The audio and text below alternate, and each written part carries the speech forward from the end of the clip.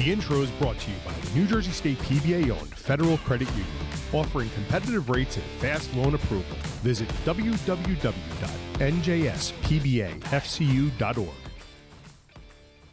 Hello and welcome to episode 44 of Union Strong NJSPBA Voices Podcast. I'm your host, Vinny Rizzo.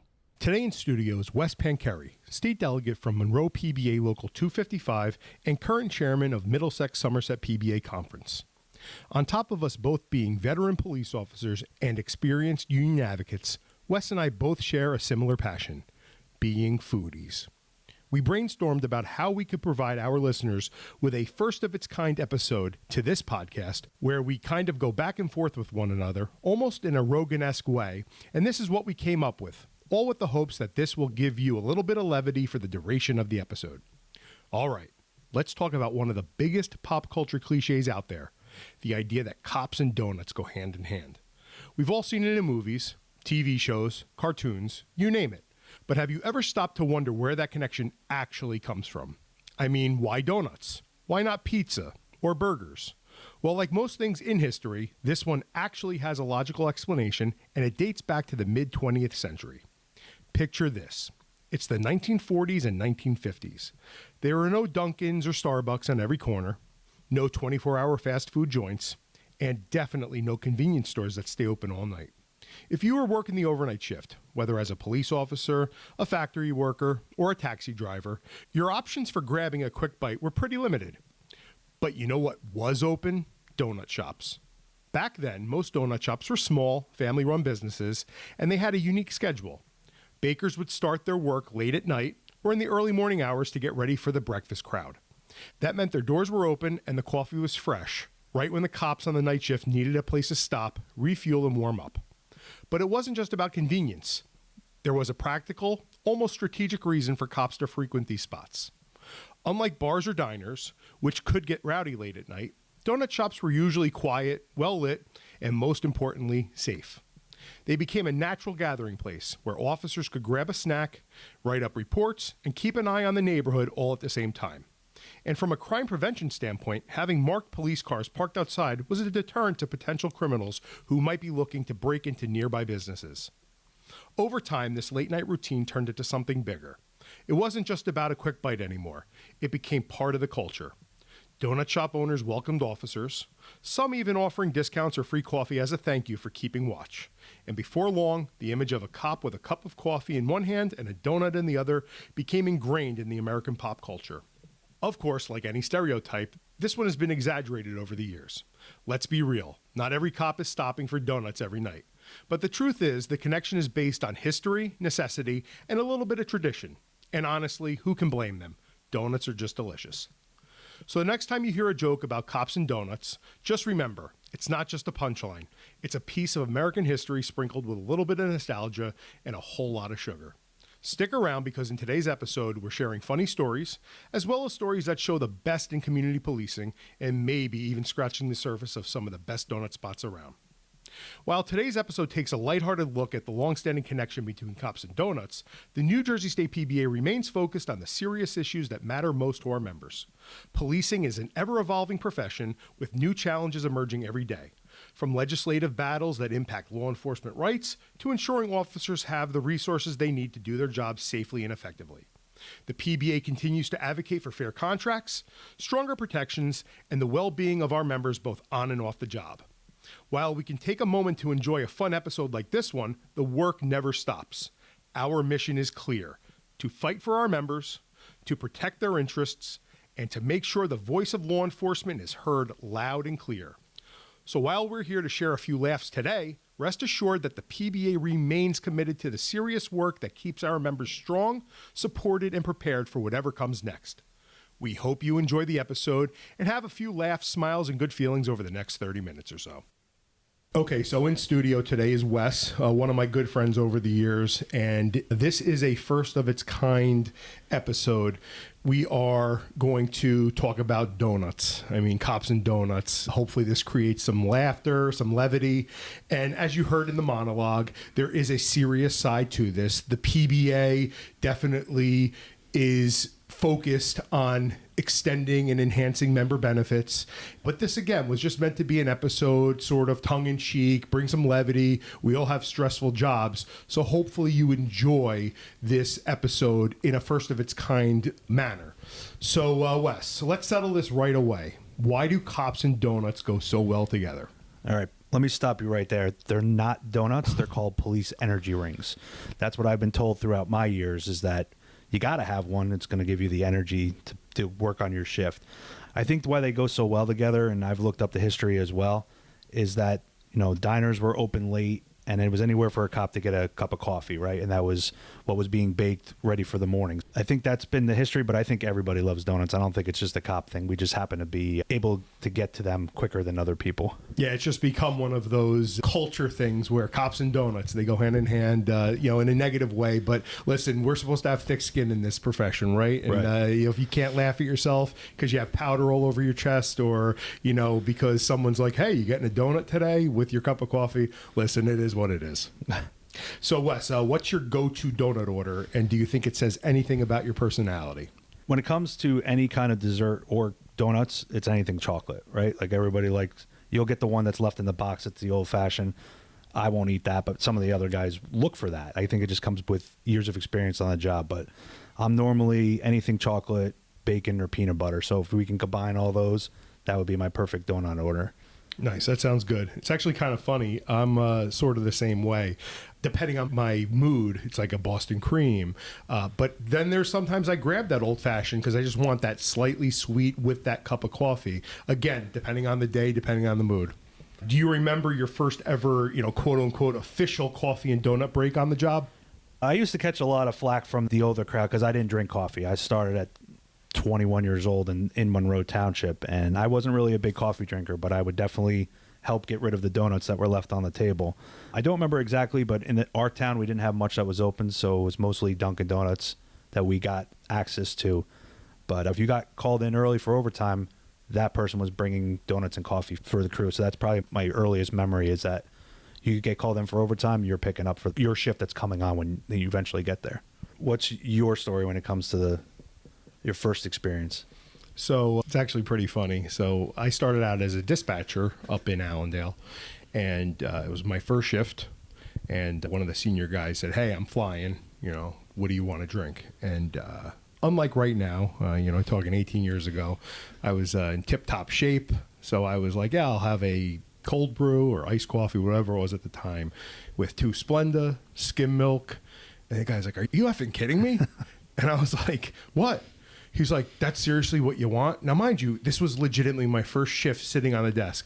And I was like, no, just get me black. Get me a black coffee. He goes, no, seriously. He goes, you just had this long order.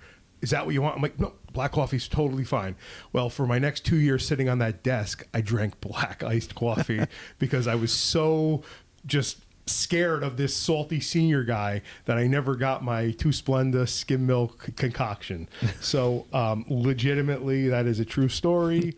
And if you're listening, Bill, thank you for keeping me quote unquote healthy all those years drinking black coffee. Have you kept up with the black coffee now that you're seasoned? No, I am now drinking my milk and 2 Splenda cold brew every morning. So it was a good run for 24 months at the beginning of my career. To add one note on that, so I was a field training officer for years, and I would take my new guys to Dunkin' Donuts to get a cup of coffee. One guy in particular, we go up and he gets an iced coffee, and they ask him if he wants whipped cream, and he looks over at me and says, no. I'm like, yes, he does. So I made sure that his first coffee with me had whipped cream on top, and I don't think I'll ever forget that story based off of that situation. But it helped break the ice as a first day with a rookie.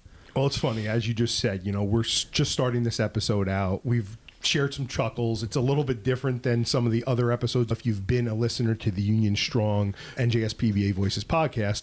And that's what this episode is all about. I'm laughing. I have a huge smile on my face. You do as well. And again, we are going to laugh in this episode, and this by no way, shape, or form takes away from the work that the PBA is looking to do moving forward on those more important issues. But again, if I'm laughing, if I'm smiling, Wes, you're laughing, you're smiling, you got to think that the majority of the people listening to this episode are doing the exact same thing, and we're hopefully going to de-stress you a little bit. I've listened to all the other podcasts, and they're super important and informative. but food is our realm on top of everything else we do for the union-wise. So I think this is a good episode as we get into things that we start talking about donuts. Maybe, someone's got a recommendation we're not thinking about or knows a specialty donut we should be trying. Yeah, and again, there is something about food and comfort and things like that. So we always talk at previous episodes, networking at mini conventions, at main conventions. How do you network? Over a beverage, over a meal. So again, this is hopefully going to parlay into some episodes about that, leading up to our main convention. Okay, this year's a little bit different. It's at an all-inclusive, so maybe it's a little bit different. But let's just take last year, for example, Nashville. If we were doing the podcast around that time, we could be saying, hey, go to this bar, go to this grill, go to this steakhouse, and it's going to be informational. I've already started with Las Vegas. I've been looking up speakeasies. I probably about five or six hidden bars in Vegas so that in 2 years from now, we know where we can go and I can kind of spread the information amongst all our members. I expected nothing less from you, Wes, nothing less at all. It's definitely all good stuff for sure. So getting back to the donut icebreakers, are you a classic glazed type or do you go for the crazy flavors? I started as the classics, right? There was a Krispy Kreme and Brick when I was growing up, so we would go there, and when you get them hot and fresh right from the store, they were hard to beat. And then I found all these custom-made donut places now, and that's kind of where I focus on. And I'll try any combination of donut just to give it a shot. But sure, I'm more into crazy. What about yourself? I would say the exact same thing. Again, keeping the theme of previous podcast episodes and whatnot, we might be a little bit redundant. I already had mentioned about, some days, depending on my mood, I want the Boston cream, I want the old fashioned. But yes, you would definitely agree that the specialty type donut shops are the niche right now. Right. Whether they're throwing bacon on it. But you know what the nicest part about those are? They're mom and pop. Right. They're one location. And those are the best type of places. And those are the places that you really should frequent, because those are the places you're going to get that specialty item that you're not going to get at a chain type place. I'm the guy who wants to try, what are you known for? What's your favorite? Even if it's not a flavor that I would normally eat, I want to try whatever you're known for. 100%. And to answer your question, I love the bacon, the maple glaze, that kind of breakfast feel. That's probably my favorite combination at a mom and pop type place. Right. 100%. Salty, sweet, the whole 9 yards. So I'm laughing at this next one. Be honest. How many donuts would you say you've eaten in uniform? And if you can't give me an exact number, it's at least meant to get a chuckle. You know what's funny? I actually try to sit back and think about how many I eat. I don't eat as much in uniform as I used to. Sure. Obviously, as I've been more dedicated to the food aspect of my career, I put on additional pounds, but it hasn't been from donuts. I would say an average is probably about 6 to 10 a year. Give or take, because I'm on day shift. I'm usually out on the road. I'm not going into the store to get it. But if it's in the squad room and I haven't eaten lunch, or you get stuck on a call and that box is calling you and it's sitting there, or someone wafts it and you get that smell of the fresh donut, sure, it's kind of hard to say no. So I'd probably say about 6 to 10 a year. But it all depends on the situation of the day. I'm not even going to try and give a number.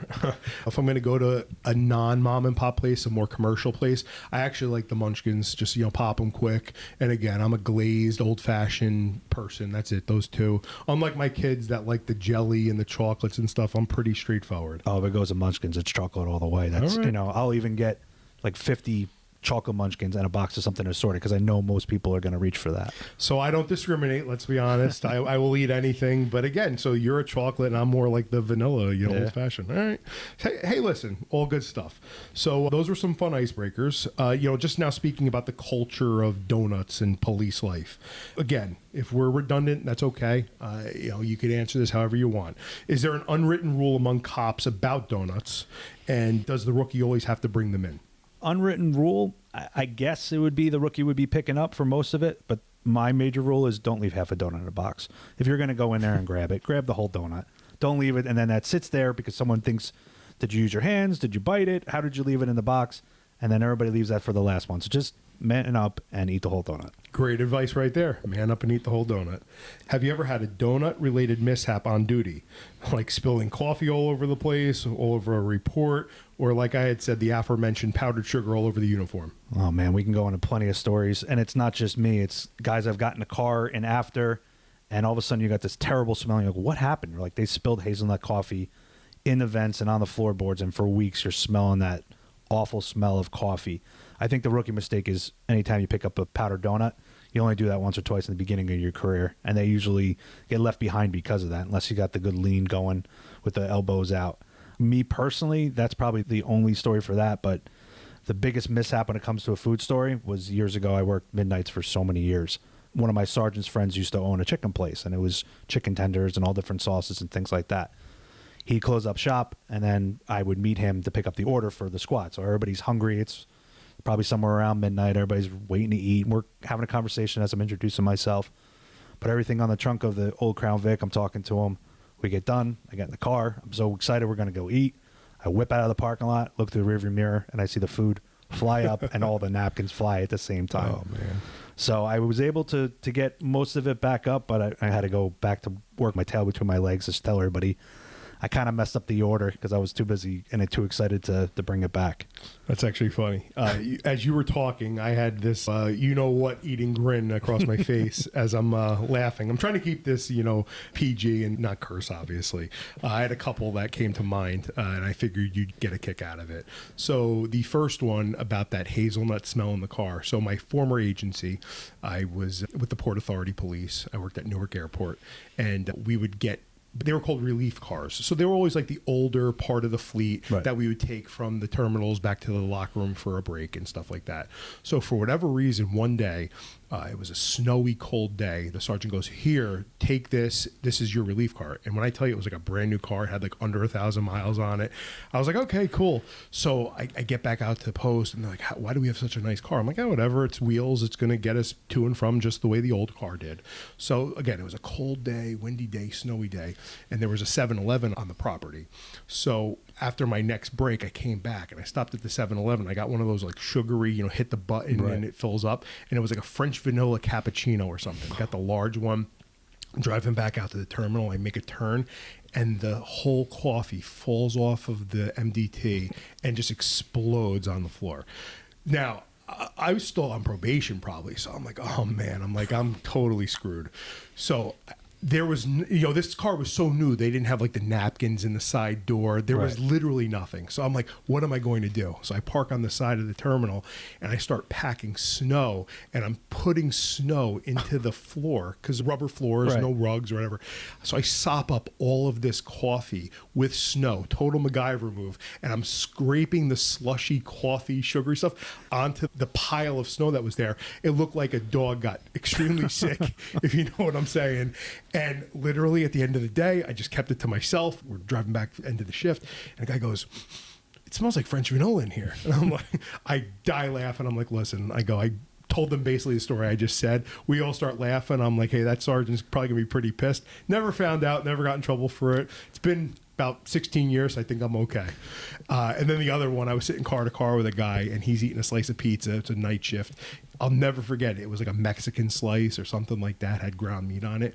And he takes a bite and I'm watching through the silhouette of like the moonlight and it looked like somebody turned a faucet on. And I'm like, what the hell am I even looking at? All of a sudden, I'm like, dude, what happened to your slice of pizza? And it was all the grease running down all over his uniform. He's like, you got to be effing kidding me. I just got this thing dry cleaned. He was so mad. He threw it at me. He goes, here, you eat it. And he drove and he had to change. So again, funny things, these mishaps. I didn't realize that was going to be one of the best questions so far. But again, funny things. Right. You can't make this stuff up. And, if you can't laugh at yourself, who can you laugh at? Trying to eat in the car is an obstacle amongst itself. Oh, tell me about it. Before we get back to the conversation, I want to take a moment to talk to you about the sponsor of this mid-roll, something that's here for you because it's ours. Blue Guardian Insurance is NJSPBA owned and designed with our members in mind. That means it's not just another insurance company. It's run by the people who understand our work, our families, and our needs. Whether it's protecting your home, your car, or your future, Blue Guardian has your back because it's built for us, by us. If you haven't already, check them out at www.pbainsure.com and see how they can help protect what matters most. Blue Guardian Insurance. Our protection, our way. All right, so moving along. What would you say is the best donut shop you've been to while on the job? And do you think there are any hidden gems out there? And I know this might be tough because obviously we're municipal police officers, so it's only 2 square miles or whatever. But anyway, what do you think about that? And you would think in a town as big as mine, which is 47 square miles, that there'd be donut shops, right? Sure. We have Dunkin' Donuts. It's about the extent of what we got down there. Lucky enough, I grew up in Ocean County, so I got to go to like Uncle Jude's and Tom's River. Okay, good spot. We got Broad Street Donuts. I follow a bunch on Instagram, like I think it's Purple Haze in Asbury. I haven't been there yet. One of our newer female officers brought in the Once Bitten from Red Bank. And Never heard of them. They were phenomenal. Okay, I actually great. wound up going there after. But Cool. they're all the crazy different kinds of donuts, and you can pick and choose from it. Really cool spot. I don't really have a favorite. I think it's more of I'm willing to try all different places till I find one, because every little shop's different, whether it's a bakery that makes great donuts or it's a donut shop as itself. But there's been some awesome donuts along the way so far. All right, cool. We're getting to the point of this episode where we're starting to name drop. We are going to put links to every single one of these places, whether it's their website, whether it's their Instagram, Facebook, whatever. We'll put it in the show notes. Again, so that way you could click on that and you could go try these for yourself. Again, we're not getting any royalties for this. We're just two dudes that enjoy food and good food at that. And we promise you that the majority you will like these things. Listen, we're not perfect. We're not looking for 100 out of 100 liking every single thing we say, but I would say the vast majority will. Yeah, please name drop the places. I'm definitely willing to drive to go try some places that are out of my area, which is like Ocean, Monmouth, and Middlesex County. Yeah, same with me. I'm same 3 counties. And again, like Wes just said, shoot us a text, shoot us an email if you have a place that you want us to try, and then hopefully we could parlay that to a little bit of like a donut tour, or again, other types of food. We kind of touched on it before: pizza, hot dogs, steaks. Yeah. We're hopefully going to do these informational type episodes moving forward if this is well received. So do you think there's a perfect coffee to donut ratio for a cop shift? The problem is you have one and then you're like, well, that tastes like more. So then you wind up going back for a second. And then depending on by the end of the shift, there's anything left. I would say, if you do it once a week, I think that's a healthy, everything in moderation type deal. But there's times when you're hungry, or you miss lunch, or you miss breakfast, or you're working overnights that they're calling you. They're sitting there waiting for you. So, are you a coffee every shift person or something else? I'm more energy drink than I am coffee. Less likely, even when I do spill it, that there's going to be an issue like cleaning up the patrol car, right? Sure. Most of the energy drinks are clear. So, yeah, I've been more of an energy drink person than everybody was like, oh, you're definitely going to be a coffee guy where it's like 2 or 3 cups a shift. But yeah, that's pretty much where I'm at. What about you? Are you more coffee now? Definitely coffee. I'm a cold brew every morning, like the large, like Dunkin' size. Drink that. I usually milk it the first couple hours of my day, and then I'm definitely a second cup of coffee. Yeah. And or I will do like iced tea now, but definitely want that caffeine when that 2 o'clock feeling hits. Right. So I'm definitely a 2 cup a day, but like they're large cups, so I mean it's probably more like 4. And then believe it or not, again, we're making jokes about donuts, and I do. I know you as well. We work out. We try and be good more than not so good. So I'm not, eating donuts and stuff at nighttime before bed. I'm not trying to eat that sugary stuff. So I will have like a small espresso or something to sip on. Listen, I could drink a double espresso and go right to bed. Right. It's more for the flavor. So yeah, I'm definitely a coffee person. I got the coffee machine in my office if you want to have an espresso, but all good stuff for sure. So let's move to more, fun stories and traditions, although we've touched on a lot of tongue-in-cheek, levity type stuff already. Has your department ever had a donut war over which place is best? Donut war amongst ourselves, not so much. I kind of think that I have more passion for the food side than a lot of the guys that I've been working with currently. But I've had some conversations even with one of the delegates, Jeff Bell from the Middlesex County Sheriff's. He's like, don't go out there and say this brand. He's like, he knows so many other places that are better. So we do have conversations about any kind of food, but not so much in-house, but more, me and you have talked about food, and it doesn't matter if it's donuts to Italian food to steaks, but we'll compare notes. We're like, hey, where are you making your dinner reservations?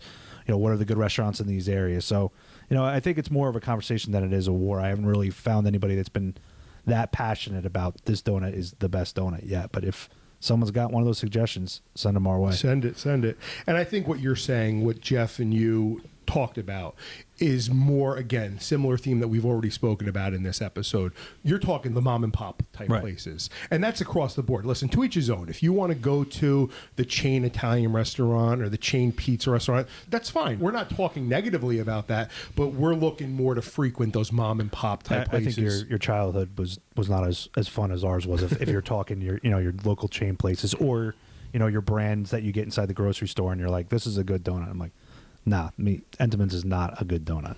It's nostalgic. I mean, the Entenmann's box with the butter knife in it. Sure, everyone had that on their table, but there's a lot better stuff than that. That definitely brings back memories, right, as a kid. But it's not to go to places when you find out that there's so many different flavors and so many different combinations that you don't go back to that stuff. Yeah. And think about it. You have a kid, I got kids, they're getting to experience this stuff. What did we have?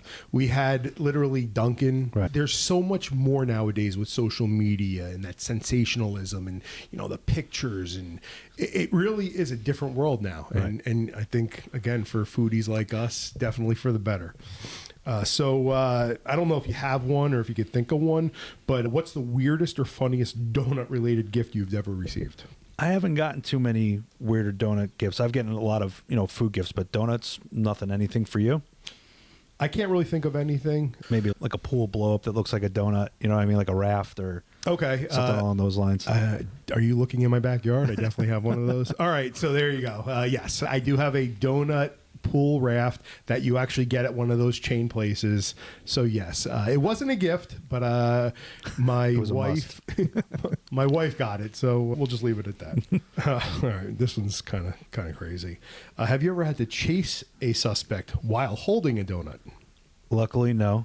And I think I gave up running years ago when it comes to police work. I let the younger guys do that. They're good for something. We've had a situation where we sat and we all ate dinner, and one guy ate a full chicken parm and then had to jump over fences and tackle a guy and try to subdue him, and he was definitely hurting. When it comes to, well, I don't think you're doing too much running these days yourself, but was there ever a time where you had food in your hand when you were doing it, or what? So I don't have a specific story that relates to me, but again, reverting back to those dispatch years, we had a dedication of our headquarters. It was a brand new building, and we had the dirty water hot dog truck. Yeah. So we came in for a night shift. We slept through the dedication. We got in. There was a whole refrigerator full of all the sabrets and all the toppings and stuff. So on the MDT, on InfoCop, the sergeant was like, hey, put a message out to the surrounding town saying we're boiling up hot dogs. Yeah, on a midnight shift. We're boiling up hot dogs. Come over. We're going to have the whole spread. I mean, who doesn't like a good dirty water? I mean, again, we could definitely have I'm hoping that this is well received and we could do a hot dog episode because that's one of my favorite things. But anyway, long story longer, we boil up all the dirty waters. We have all the toppings done. We had them in a sterno tray, and it looked like Jenga the way they were stacked. What ends up happening? Murphy's Law. We get a guy that was high on something, and he was literally doing donuts on the front lawn of some random person. So the guys, again, I was dispatch. I was stuck to the desk. They were running out the door with a hot dog in each hand and one in their mouth, running out to drive to this call. So again, I think that that's funny as hell. And if I was not stuck to the desk, I would have been doing the exact same thing. So that's probably the best answer I could give you to that question. Well, it sounds like you got the best part of that. You got to sit back where all the toppings were and enjoy your donut while they're out there running out and trying to deal with that guy. I'm either glad you said that or I'm upset you said that because it's been like 16, 18 years. I probably legitimately had my own Nathan's hot dog eating contest that night. I probably had 12 dirty water sabrets. I'm kind of ashamed to admit it, but again, my metabolism was a lot better back then, and it is what it is. I hear he did the same thing. One of our guys moved in traffic, and our senior guys busted his chops to the point where he got pizza for the squad. I wound up eating 8 specialty slices, 2 of them being Big Z slices, and I shuffled my feet and I prayed that I didn't get a call that was going to make me exert myself that night, but that was a feat that I haven't been able to accomplish again. Funny stuff. Again, similar themes this entire episode. I think it's been a great episode so far and will be extremely well received. I'm laughing. I'm smiling. This has been pretty fun. So let's get a little bit more, quote unquote serious. Do you think in terms of, cops in the community and donuts and whatnot, that can actually help community relations? Like, do people love seeing cops at the local shop? I do. I think it brings community together. There's a lot of the different departments I've seen that did coffee with a cop or donuts with a cop. I kind of use it as an icebreaker if I'm standing in line. If I am in one of those places and I got, somebody a little bit younger than me looking at me and kind of just seeing me at the counter, I'll be like, go ahead, say it. Go ahead and make your joke, So it's an icebreaker where they don't just see us as just robots in and out, which it starts a conversation. And I think that's super important for police work these days is to talk to people in your community, because you may find something out that's helpful, or you may be able to help another family, or just the community in general, seeing that you're not just out there and they're dealing with you on your worst days. They can see you on a good day as well. Yeah, definitely. What about for you when it comes to relations? Obviously now you're not out on the road and handling calls, but when you were. So, funny story about that. I was on patrol early in my career in my small little borough, and I was in the national chain, standing there ordering my cold brew. No donut, I swear, just the coffee. And I am hanging out waiting for my order, or I should say I'm hanging out waiting to place my order, and I feel a tap on my left shoulder. So I turn my head to the left, and I see nothing but air. So now I'm over 6 feet tall. I look down, and I see this little kid with these big eyes staring up at me. He goes, "Officer, do you like donuts?" So I smile. I see the mother completely mortified. I mean, she turned every shade of red, and she's like, "Oh my God, I'm so sorry. I'm so sorry." I'm like, "Ma'am, don't be sorry at all." I'm like, "Yes." I'm like, "I love donuts." I'm like, "But I'll give you a little, tidbit. I'm just here for coffee this morning, and I do like donuts, but I'd like to get them at a mom and pop type place, not a national chain." Right. So we were laughing. The mother, again, she was apologizing, and it was basically something like you just said. I go, "Ma'am, listen." I go, "We're not robots. I'm not offended that, the Right. donut thing." And I kind of gave a little bit of a explanation as to what we touched on in the monologue about where that even came from.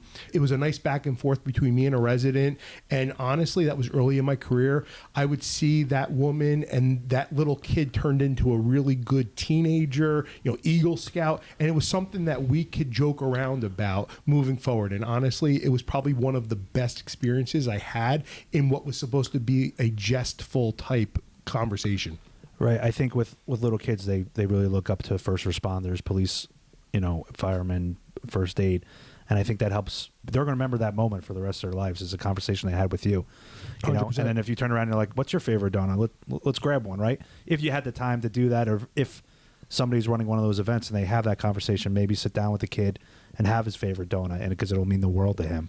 Great point. And it's kind of funny that you just said that. So that was my first experience where I was, a young police officer, and that happened. And it was something that really stuck with me in a good way. But again, I'm frequenting that shop every single morning, buying my coffee. So again, I've done it hundreds and hundreds and hundreds of times. I've had other kids ask me that. It just didn't stand out as much as that one kid. But yeah, I've asked them, I was like, "What's your favorite donut?" Right. Buy them the donut. Right. It does so much for community policing. And again, the listeners of this podcast are probably our younger members. Right. Listen to what we're saying. We're not telling you what to do, but community policing and community relations is so important for the perception of this job. Interact with the kids. Don't come across as that robot. Buy that donut for the kid. Wave to the kid. High five the kid. Give them the pound thing. That's what this job is all about. Yes, we have to uphold the law and we have to keep everybody safe and stuff like that, but do the little things. That's what's going to make your career that much better and make the memory of what you're doing that much greater as well. Right. I agree. So if you had to invent a law enforcement donut, what would be in it? Well, it's got to have bacon, right? That's the other joke that runs along. Yes, sir. And it's got to be uniform friendly. So it's got to be more of a glaze than a powder so that you're not wearing it the rest of your shift. Obviously, the flavor is based off of maybe the area you work in. You may be living in an area where you get a topping that we don't get on a constant basis. But I don't know if I got an exact perfect donut for a cop. What about you? So the bacon for sure. And again, I think you touched on everything. I'm not going to steal your thunder. Bacon for sure, and definitely no powder just to keep you clean. There was a mom and pop type place a few years ago that did a chocolate or vanilla based cake donut, and they did a chocolate glaze to give it like a backdrop, and they actually did the thin blue line. Really cool. The thin blue line strip across, and it was for every dozen they sold, they donated X amount to whatever charity for fallen law enforcement. So I thought that was pretty cool. That's awesome. Then maybe that's something that we can push as well. If people got donut shops and there's some kind of correlation between the PD and that, maybe that's a good fundraiser for that local PD just to be in with their shop and kind of say, hey, listen, I don't know if you heard this, but this may be something you want to listen to, and then find a way to give back. That's a great point. Again, the PBA, we're all about being benevolent and fundraising and giving back. So yeah, that's actually a really, really great idea. So playing off of that, inventing a donut, and there's not a National Donut Day for police officers, but if there were, what would the challenge be for cops, and what would it be? So this one I had to think about. I'm like, what could it be a challenge? I mean, obviously it could be the amount that you eat. And I said to myself, I'm like, what about like a blindfold taste test, right? Describe what kind it is, what flavor it is, just based off of like a one bite kind of challenge, but with a blindfold on. Okay. I think that would be, we'll see who actually knows their flavors and who doesn't. All right, that's fun. I like that. So speaking of fun, we are definitely at the point where we're going to start wrapping this up. So closing fun. If you had to describe your policing style as a type of donut, which one would it be and why? I would say that changes over the years, right? I think you're more clean cut, more put together in the beginning, and kind of where, I don't want to admit it, but sad to say that I'm more of the sloppier kind now. So I'd probably say that I can't give a straight answer, but it does definitely change over the years. But you just put together at some point, but a little bit of craziness on top, I think, is the perfect analogy for what kind of donut it would be. That is a great answer. And finally, in one sentence, why do cops really love donuts? I think because it's easy to grab on the go. I think that's the easiest answer, and the best answer is we're able to pick it up. We don't have to cut a piece of cake, get a plate. We just grab it, move on with our day. And I think, piggybacking off of that, and maybe you share the same sentiments, obviously what we're doing, whether we're in the jails, whether we're in a small town, whether we're in a big city, this job is stressful. Right. You're seeing these crazy calls for service. And let's face it, you pop a donut in your mouth, a munchkin, whatever it is, there's a feeling of comfort, right? Gives you that police energy, too, like I explained in the beginning. Yeah, man. Great way to sum it up. Wes, this was a pleasure. Thanks, I Vinny. truly hope that everybody shares similar sentiments, that this was fun. There was levity to it. There was a method to the madness. And I'm looking forward to doing a food series in the future. Absolutely. Let's do it. Thanks, Buzz. All right. That's it for today's episode of Union Strong NJSPBA Voices Podcast. If you enjoyed the conversation, be sure to follow the podcast and share it with fellow members so we can keep these important stories and updates reaching everyone who needs to hear them. We'll be back soon with more news, interviews, and insights that matter to New Jersey law enforcement. Until next time, stay informed, stay united, stay Union Strong.